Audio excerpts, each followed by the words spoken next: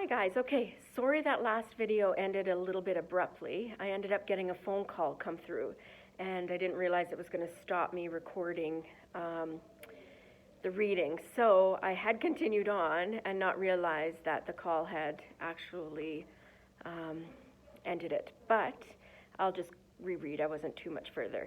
So firstly, Ollie says hi, and I'll try to read with him in my lap for a little bit, but I have a feeling he might not want to stay for too long.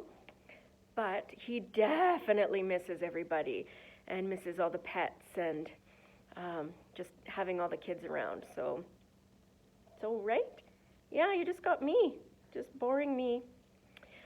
Okay, so I know where we left off, so I'm just going to back it up a little bit like I usually do. And okay, and you want to read too?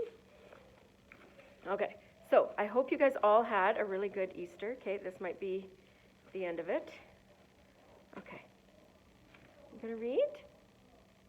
You gonna read to the kids? Yeah. Okay, I'll put them down. There we go. Okay, so speaking of reading, I do hope that you guys are reading. So I'm just going to adjust this a little bit.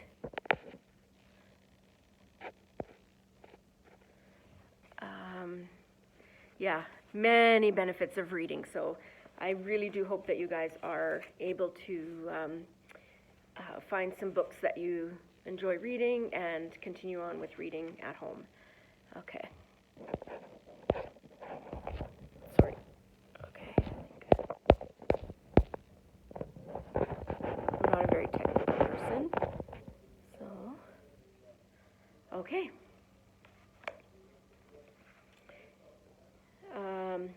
If you are going to escape, then we need a way for all of us to escape.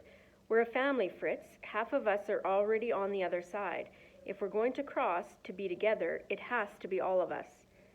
Fritz stared at me a moment, then crouched down to stare at the dirt wall in front of him. You're right, he said finally. My heart leapt. Then we're building a tunnel? No, Fritz drew himself back to his full height. No, you're right about the danger.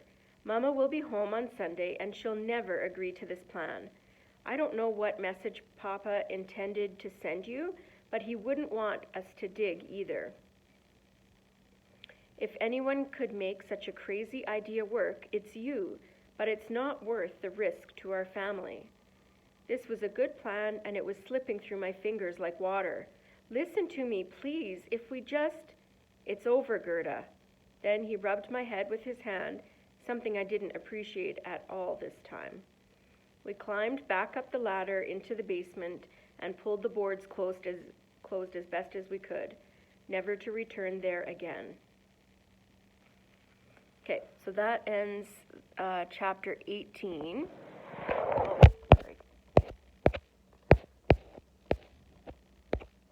That ends chapter 18.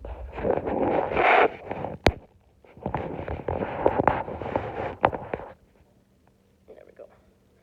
And so, chapter 19. The night before the last day of school was a long one.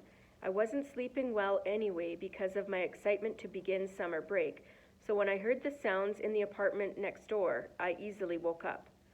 Someone was crying in the neighboring apartment, but not just anyone. It was Herr Kraus. I couldn't understand that at first. Herr Kraus was a strong man who'd come through 2 world wars and hunger and the death of his wife. I wouldn't have thought anything could affect him so greatly now. Maybe even though he had been released from his arrest, the Stasi had done something that was still torturing him. Because he was clearly crying, which made me hurt too. In the week before the wall went up, at almost the same time he had warned my own family to leave, he had sent his children and their families across the border. If his wife had been well enough to travel, I knew he would have gone with them. Now he was alone, surrounded by a crowded apartment of assorted tools, car parts, and trinkets that would do nothing to comfort him. The crying bothered me enough that I got out of bed and walked into the kitchen for a drink of water. I was surprised to see Fritz there. "Herr Kraus woke you up too?" he asked. I nodded, and Fritz turned on the water tap and then a small radio that Mama kept on the counter. While it blared out some all-night dance music, he motioned for me to lean toward him.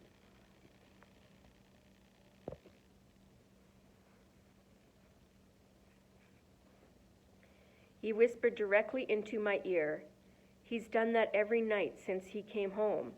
It was his crying that finally made me decide to swim the spree. "I thought you weren't." "I won't. You were right before about the risks of trying to escape that way. But I've been awake all night listening to Herr Kraus and wondering what happened to make him cry like that. Then I wondered if that could become me or you or Mama one day. My mind was already made up to leave Gerda. I just wasn't sure about how." He drew in a breath and then said, "Papa might not want us to dig, and Mama would never give us permission, but it doesn't matter anymore. We're going to build that tunnel." I felt so happy that I nearly cried out, but Fritz made some excuse to the microphones about the water not warming up, and maybe we could try in the morning instead. Then he winked at me and leaned closer to mouth the words, "Tomorrow we begin." It was a lucky thing that this was the last day of school, because I barely heard anything my teacher said in class. We had some tests that I undoubtedly flunked, and in any other situation that would be a serious problem. But what did I care now? I wouldn't be here when the next school year began. The one detail I did have to pay attention to was Anna.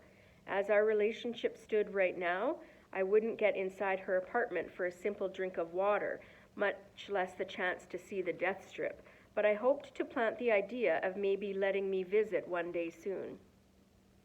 So at lunchtime, I sat next to her as casually as possible. Her mouth started to drop open and then pinched closed. For the past 2 months, I'd eaten alone, just as she had. With my brother's arrest and her brother's death, we were equally tainted. While I picked up my sandwich, she began studying hers as if cheese and sauerkraut were suddenly too fascinating for her to be bothered with me. My plan was to act as if everything was normal between us. It wasn't so many weeks ago when I'd never have sat anywhere for lunch other than right beside Anna, and when she'd have saved the seat for me. Why not just pretend this was one of those days? "I'm sure excited about summer," I said enthusiastically. "Do you have any plans?" Anna ignored me, or pretended to. I knew she was listening. I continued on. "Mama left to take care of my grandmother, and Fritz isn't working, so he had a great idea. We found this patch of dirt that looks completely abandoned. We might try planting a garden there." Neither of us knows much about gardening, though. Do you? I didn't really wait for her to answer. There wasn't any point when she was still working so hard to pretend I didn't exist. So I reached for my dessert, a fruit crumble that was actually quite good, and kept speaking while I ate it. "The dirt patch isn't far from your apartment, just down an alley to the west. Maybe if I'm working one day and it gets too hot, I could come by for a glass of water?" By this point, I was getting frustrated. Talking to Anna wasn't much different than talking to a stone, and I figured the stone would be friendlier. "We'll plant corn, I think. Maybe some other stuff too, or whatever we can get seeds for. We're going to start on it today when school is over. We probably can't sell the harvest. I'm sure the state wouldn't allow that, but we could give it away. And it's too bad we can't sell it. I bet our corn will be so good, so juicy and sweet, that every family in Berlin will want some. We could make ourselves rich."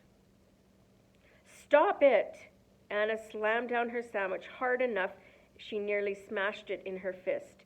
She turned to me and hissed, "Why do you have to talk that way? Why do you have to think that way? You'll probably get in trouble for growing it, and even if you don't, why do you have to care about getting rich? I know you admire the West, Gerda, with all their rich people, but there are also many poor people too. Nobody has everything here, but at least everyone has something. Why can't that be enough for you?"